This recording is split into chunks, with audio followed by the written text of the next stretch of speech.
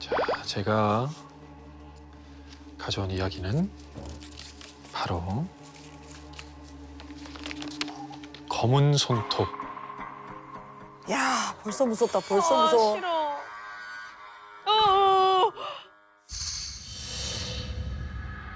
오, 겁이 엄청 많네. 사람이 무서워요. 이번 사연은요, 송현우 님이 보내주셨습니다. 지난해에 왠지 모를 이 깨름직한 현상이 무려 9일 동안 반복해서 나타났었는데요. 때는 작년 여름, 저는 독립한 지 5년 만에 아버지와 같이 살게 됐습니다. 아빠! 아빠 가방 줬어. 아버지가 근무지가 바뀌셔서 당분간 지낼 곳이 필요하셨는데 마침 제가 혼자 살던 집에 빈 방이 있었거든요. 근데 이제 부모님하고 오랜만에 같이 살려고 하다 보면은 아무래도 좀 부딪히는 부분이 있잖아요. 있지. 저도 솔직히 좀 걱정이 됐습니다. 저희 아버지는 잔소리가 조금 심한 편이세요. 보통이 아니십니다. 현우야! 송현우! 에. 아빠가 양말 뒤집어 놓지 말라 그랬지? 아빠가 얘기하는데 어딜 들어가? 옷을 색깔별로 구분해서 빨라고 했잖아. 몇 번을 얘기하니 몇 번을 말을 안 들어. 워낙 한 깔끔하는 성격이셔서 머리카락 한 올이라도 바닥에 떨어져 있는 걸 못 참으시고요. 그리고 속옷까지 다 한 장 한 장 다려서 입을 정도로 굉장히 깔끔하신 분이십니다. 상상이 되시죠? 오랜만에 들어도 아버지의 잔소리는 참 적응은 안 됐지만 하나뿐인 가족과 함께 있다는 게 괜히 사람 마음을 좀 든든하게 하는 그런 게 있잖아요. 그러던 어느 토요일 아버지는 주말에도 일을 나가셔서 저는 혼자 늦잠을 자고 일어났습니다. 하품을 이제 늘어지게 하면서 거실로 나오는데 아, 뭐야? 뭔가 뾰족한 게 발에 밟히는 거예요. 이게 뭐야? 어디서 떨어진 거야? 바닥에 떨어진 것은 까맣고 두께가 얇은 반달 모양 비슷한 조각이었어요. 이거 손톱 같은데. 그리고 이 손톱 끝의 모양이 깔끔하지 않고 약간 잘려나간 끝부분이 우둘투둘. 누가 마치 억지로 이것을 잡아 뜯어서 뜯겨져 나온 것처럼. 저는 찝찝한 느낌이 들어서 이 소들로 손톱 조각을 바로 쓰레기통에 버리고 비누로 빡빡 손을 이제 씻었습니다. 그러고도 기분이 나아지질 않아서 집안 구석구석 청소기까지 돌렸어요. 다음 날인 일요일 아버지가 오시기 전에 이제 빨래 돌리려고 후다닥 베란다로 가다가 따가 뭐야?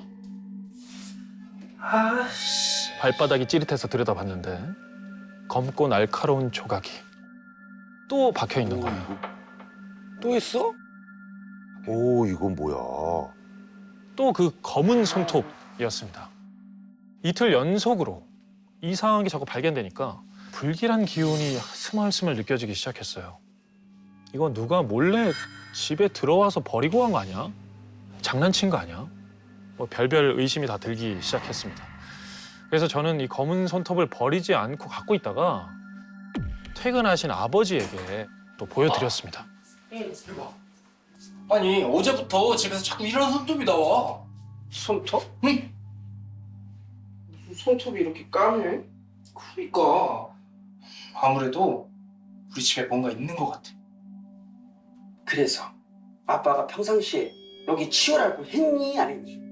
하지만 아버지는 제 얘기를 대수롭지 않게 들으시고 평소에 깨끗이 치우고 살았으면 이런 일이 없었을 거라면서 다시 잔소리 시작. 오히려 잔소리만 늘어놓게 되셨어요. 이번에는 집안 전체를 아예 대놓고 대청소를 하기 시작했어요. 날 잡아서 하죠. 혹시 누가 또 집에 들어올 수도 있으니까 자기 전에 집에 있는 문이란 문을 다 체크해서 꼼꼼히 걸어 잠궜습니다. 그리고 바로 다음 날 눈을 뜨자마자 저는 그 검은 손톱이 있나 찾아보기 시작했어요. 어제 그렇게까지 확인하고 잤는데 설마 오늘도 있겠어? 혹시나 하는 마음으로 바닥을 다 샅샅이 살펴봤는데 다행히도 아무 데서도 손톱이 보이질 않았습니다. 다행이네. 이 긴장이 살짝 풀리니까 갈증이 또 밀려오더라고요. 그래서 시원하게 물 한 모금을 들이키고 식탁에 컵을 탁 내려놓는데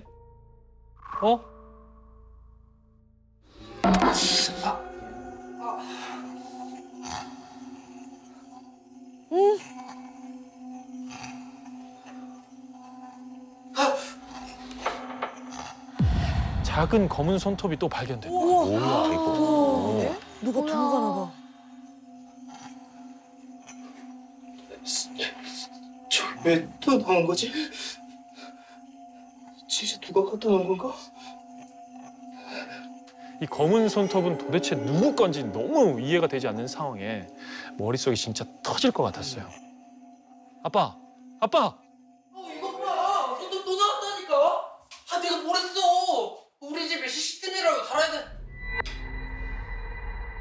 저희 아버지가 오빠! 온몸에 피가 나도록 왜 그래? 손톱으로 팍팍 몸을 긁고 계셔.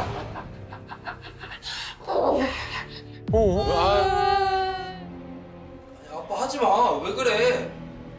아버지는 아빠 하지 마! 간지러워서 왜 그래? 도저히 못 참겠다면서 쉴 새 없이 몸을 막 계속 긁으셨어요. 아빠 하지 말라니까! 아빠!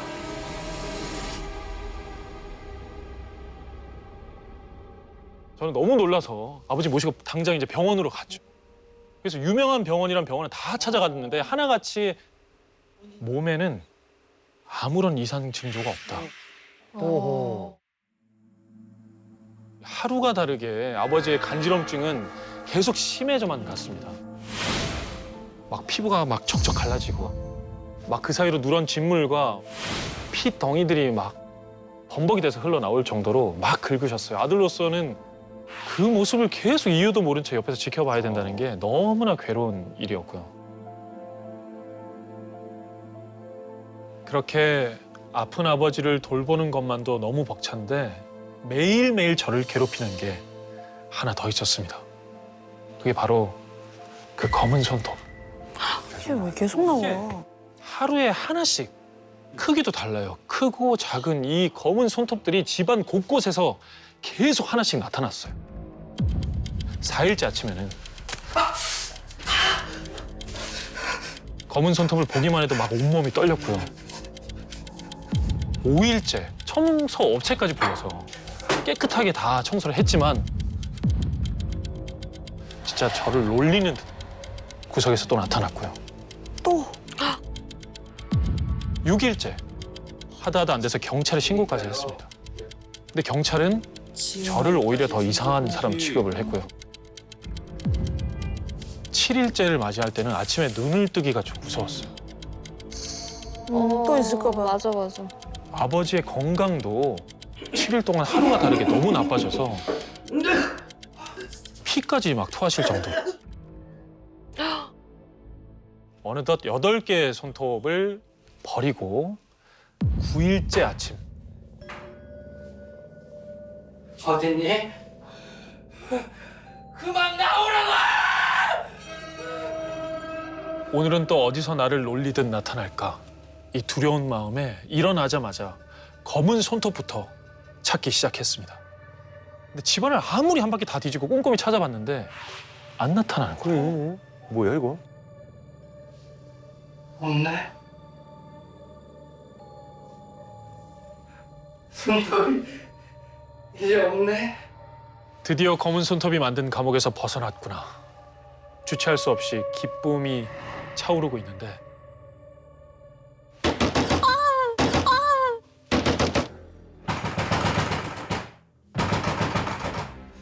누가 현관문을 다급하게 두드리는 거예요. 문을 열자 저의 고등학교 친구인데 승철이가 숨을 가쁘게 몰아쉬고 있었습니다. 너네 아버지 어디 있으셔? 어? 괜찮으셔? 야, 그 손톱들 다 어땠어? 그걸 네가 어떻게 알아? 심장이 약간 철렁 내려앉는 기분이 들었어요. 왜냐하면은 그 친구가요. 크게 신병을 앓고 그냥 왔구나. 지금 현재는 그냥. 무속인이 돼 있는 어. 상태거든요.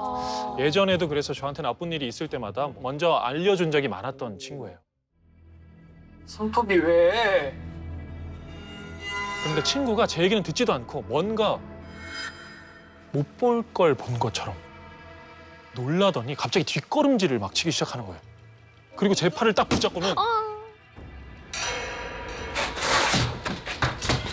집 밖으로 막 끌고 나왔습니다. 저희 집을 한참이나 벗어난 뒤에야 걸음을 멈추기 시작했어요. 그리고 더 다급한 목소리로 저에게 이렇게 말했습니다. 너 내 말 똑바로 들어. 어? 너 지금 내 말 안 들으면 너네 아빠 죽어 알겠어? 아이씨, 우리 아빠가 왜 죽어? 그러니까 지금 당장 검은 손톱을 찾아야 된다고. 어? 그리고 저기 보이는 절 있지? 저기다 갖다 버리면 돼 알겠지? 친구는 10번째 검은 손톱까지 다 나오게 되면 아버지가 진짜 위험해질 거라면서 집에 숨어있는 9번째 손톱을 반드시 찾아서 처리해야 한다고 말했어요. 반드시 지켜야 할 당부까지 곁들이면서 검은 손톱을 찾으면 절대 누구에게도 보여주지 말 것. 그거 뭐가 쉬웠나 보다. 저는 아버지의 얼굴을 떠올리면서 미친 사람처럼 집으로 바로 뛰어 들어갔습니다. 책상이며 옷장이며 가구를 하나씩 다 치워가면서 손톱을 미친 듯이 찾기 시작했어요. 집은 도둑이라도 든 것처럼 난장판이 됐죠.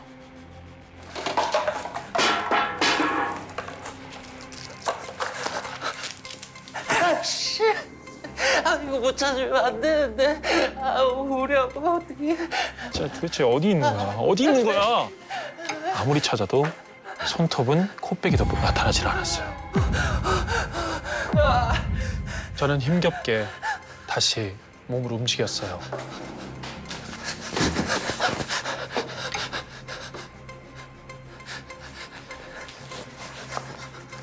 아버지 방 침대 밑에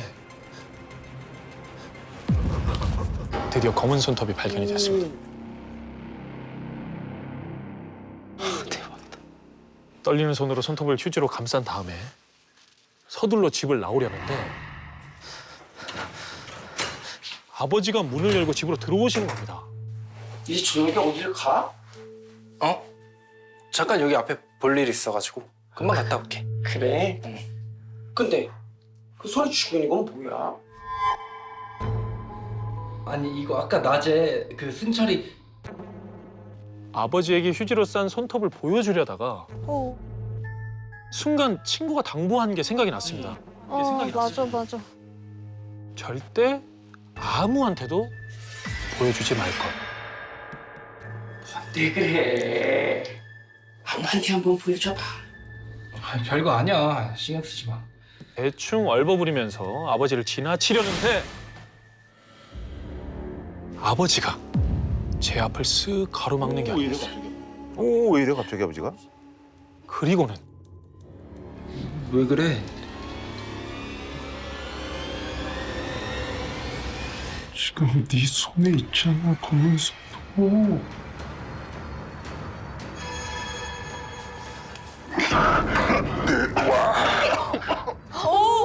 뭐야?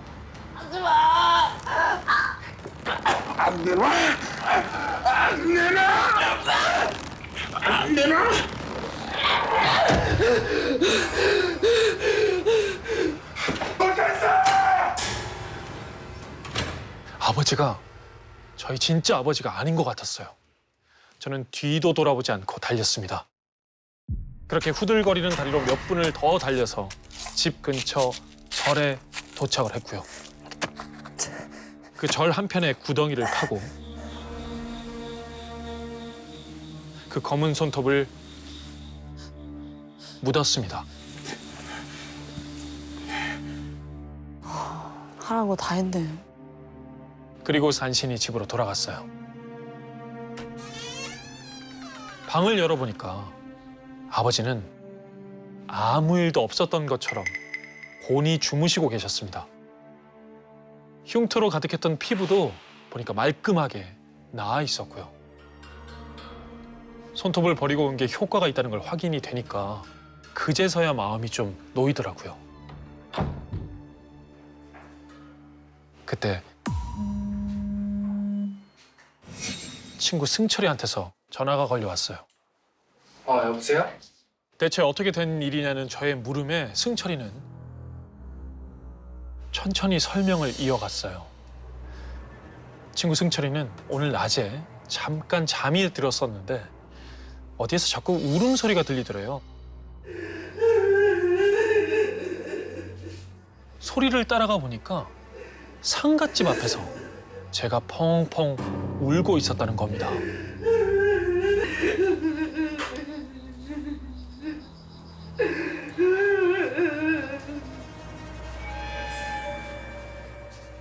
집 안에는 하얀 이불 위에 저희 아버지가 죽은 듯이 누워 있었고요.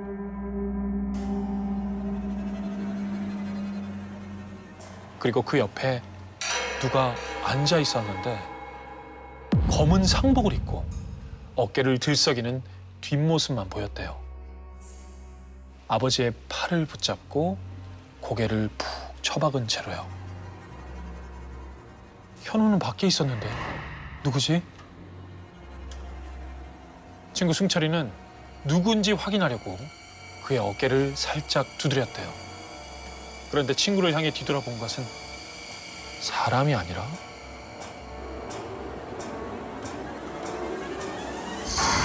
사람만한 거대한 쥐였대요. 뭐야? 그 쥐는 어깨를 들썩이며 날카로운 이빨로 저희 아버지의 손톱을 머리를 쳐박고 뜯어먹고 있었어요. 우둘투둘 손톱이 뜯겨나가 살점이 다 드러난 아버지의 손, 그중에 딱 하나의 손톱만 멀쩡했대요. 이거 뽑혀서 그런 거. 손톱을 하나씩 뜯어낼 때마다 아버지의 영혼과 생명을 조금씩 빼앗아 간 거라고 말했습니다. 와. 그러니까 제가 본 검은 손톱 조각은요, 아버지가 죽어가고 있던 흔적이었던 거예요. 그리고 친구는 이 모든 일이 누군가가 저를 미워해서 벌인 저주인 것 같다고 말했어요. 뭐야 이런 저주도. 처음에는 친구가 왜 이런 일이 저한테 일어난 건지 자세히 얘기를 안 해주더라고요. 제가 물어봐도 장례식 같은 데서 뭔가 잘못 붙은 것 같다 뭐 이렇게만 얘기를 하고 시간이 좀 지나고 나니까 저한테 알려주는 거예요. 저한테 흔히 말해서 약간 저주처럼 뭐 제가 안 좋게 되기를 원해서 그런 일이 생겼다고 하더라고요.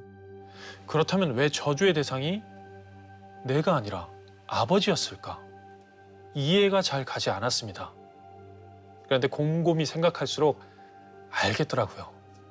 저의 하나뿐인 가족, 가장 소중한 사람을 앗아가는 것이 제가 다치고 제 생명을 빼앗아가는 것보다 더 고통스러운 저주라는 것을요.